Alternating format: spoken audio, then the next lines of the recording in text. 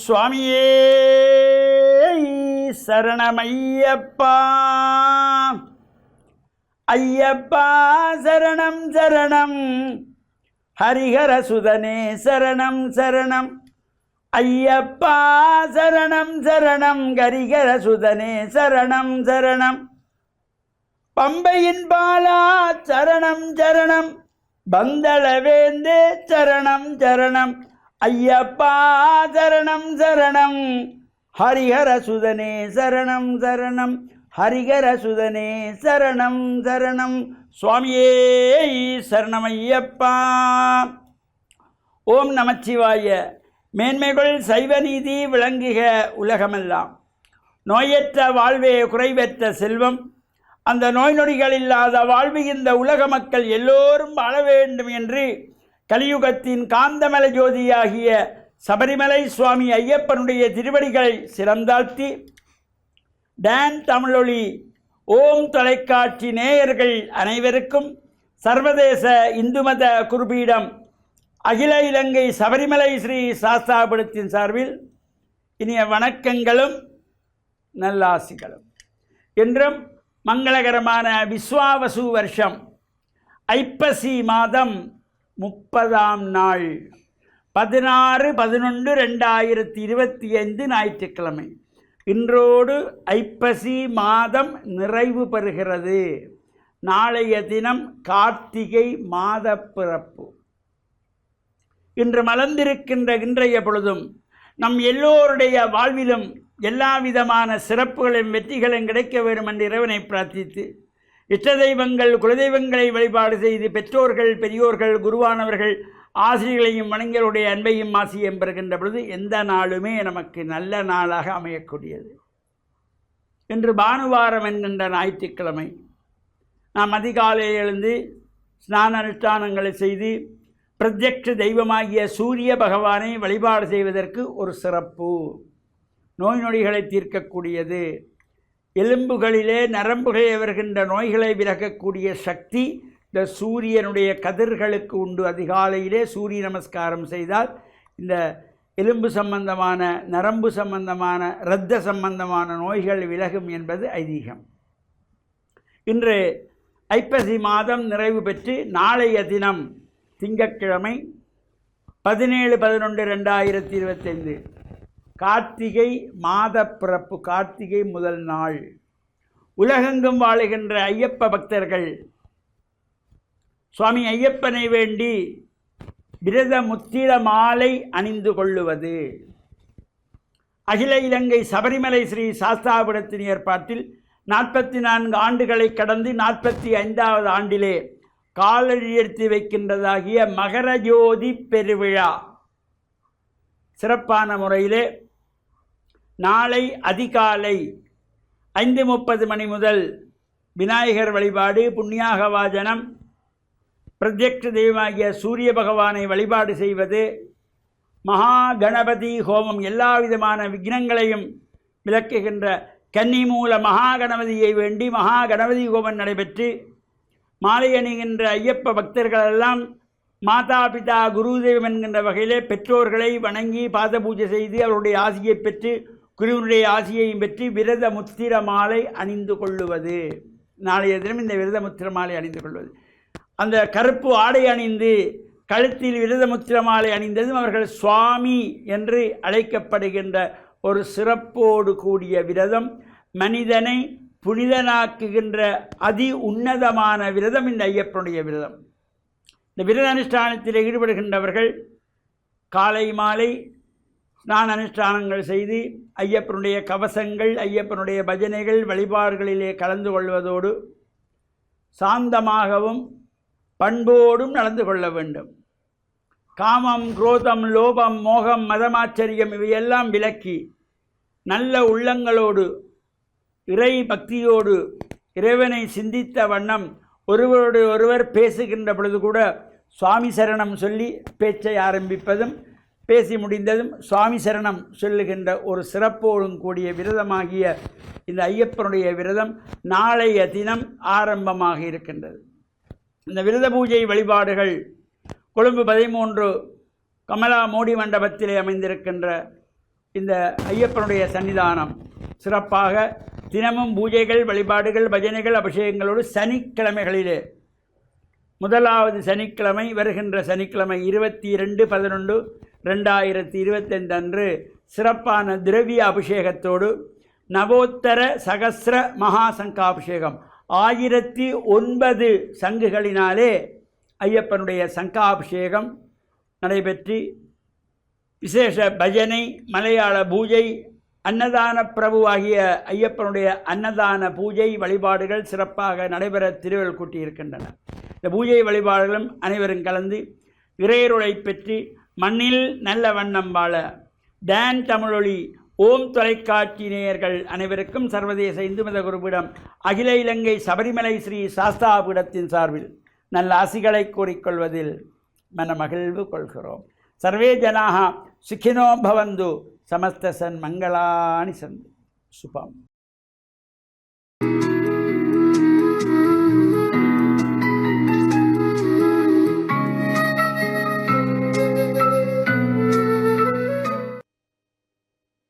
இறை இயேசுவில் என் அன்பு நெஞ்சங்களே, கிறிஸ்தவ நற்சிந்தனை வேளையிலே உங்களை சந்திப்பதிலே எனக்கு மிக்க மகிழ்ச்சி.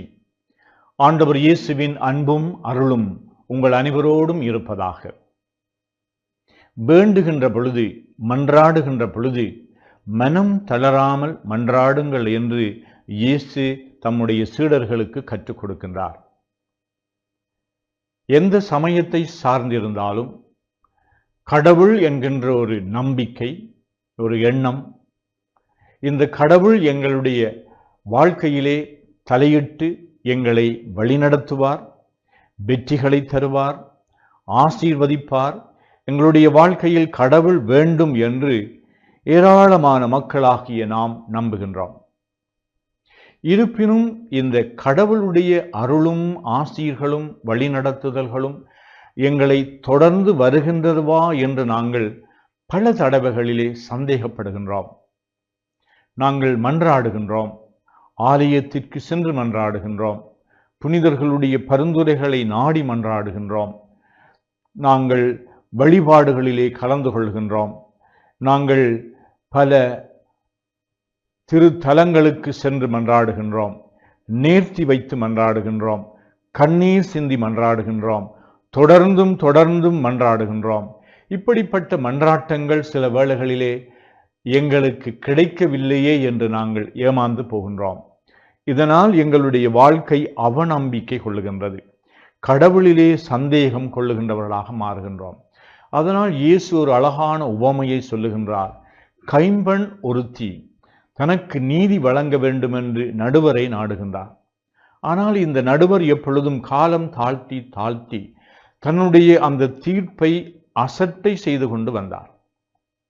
ஆனால் இந்த கைம்பெண் மீண்டும் அவரை தொந்தரவு செய்கின்ற அளவிற்கு அவரிடம் சென்று தன்னுடைய வேண்டுதலுக்கு இறங்க வேண்டும் என்று கேட்ட பொழுது அந்த நடுவர் தனக்குள்ளே சொல்லுகின்றார், நான் கடவுளுக்கும் பயப்படுவதில்லை, நான் எந்த நீதியையும் செலுத்த வேண்டும் என்று எனக்கு எந்த விதமான தேவையும் இருக்கவில்லை. ஆனால் இந்த பெண் என்னை மீண்டும் கரைச்சல் படுத்துகின்றாள், இந்த பெண் என்னிடம் மீண்டும் தொடர்ந்து வந்து கொண்டிருக்கின்றாள் என்பதனாலே அவளுடைய பிரச்சனையை நான் தீர்த்து வைப்பேன் என்று சொல்லிக் கொள்ளுகின்றான்.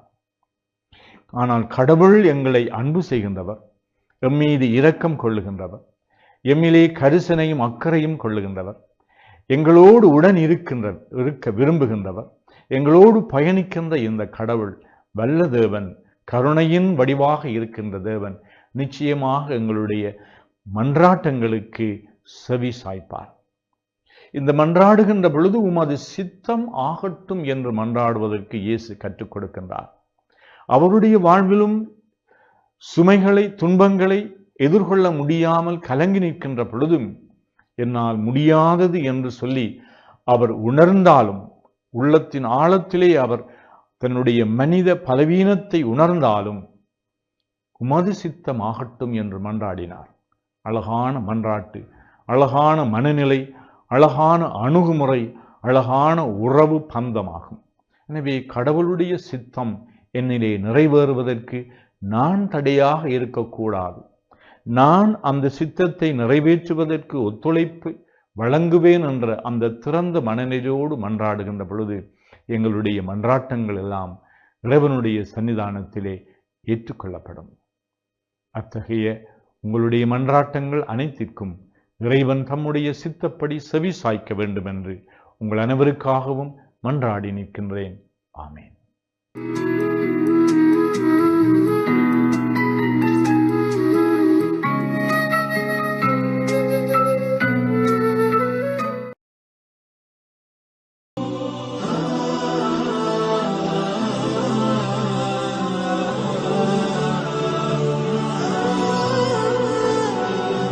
அல்ஹம்துலில்லாஹி ரப்பில் ஆலமீன் வஸ்ஸலாத்து வஸ்ஸலாமு அலா முஹம்மதின் ஸல்லல்லாஹு அலைஹி வஸல்லம் வஅலா ஆலிஹி வஸஹ்பிஹி அஜ்மாஹீன். அன்புள்ள நேயர்களே, சகோதரர்களே, இன்றைய காலை பொழுதிலே உங்களை சந்திப்பதில் மகிழ்ச்சி அடைகிறேன். நமது நாள் உதயமாகின்ற போது நல்ல மனதுடையவர்களாக, நல்ல பண்பாடுள்ளவர்களாக நாம் நமது நாளை தொடங்கி வைக்க வேண்டும். இன்றைய நாளில் நான் உங்களுக்கு சொல்ல வருகின்ற ஒரு நற்செய்தி என்னவென்று சொன்னால், நாம் எப்பொழுதும் உண்மை பேசுகின்றவர்களாக இருக்க வேண்டும். உண்மையாளர்கள் எப்பொழுதும் சமுதாயத்திலே மேம்பட்டவர்களாக, கண்ணியமடைந்தவர்களாக இருப்பார்கள் என்பதில் நமக்கு எந்த சந்தேகமும் இல்லை.